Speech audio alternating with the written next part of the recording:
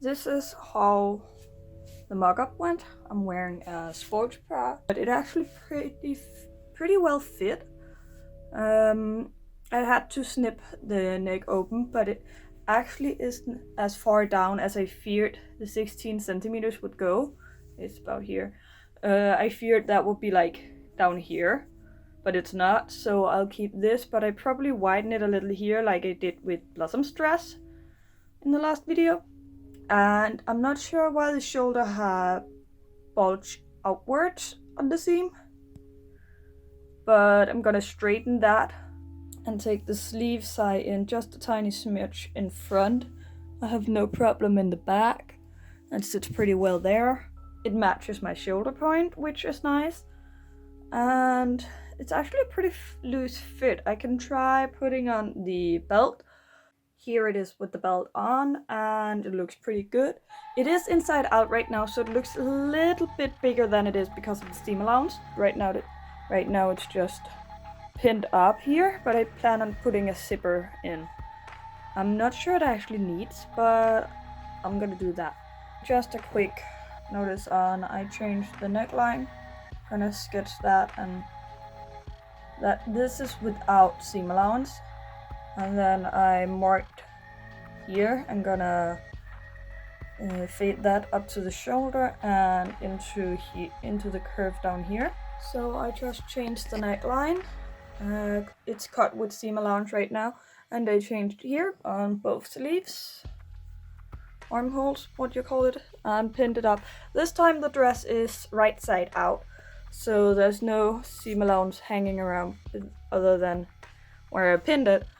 So this is more or less the finished look of the dress when I sew it in the right fabric tomorrow.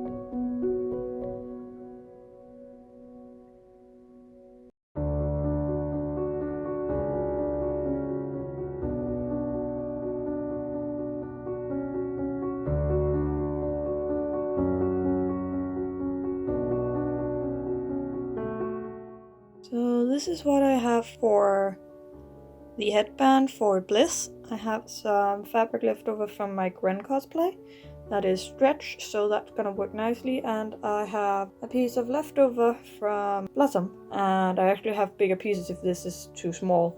I might be, but I'm not sure because it's just a little hard at the top of the headband. I got some paper, scissor, pencil for making a heart-shaped stencil for the fabric too.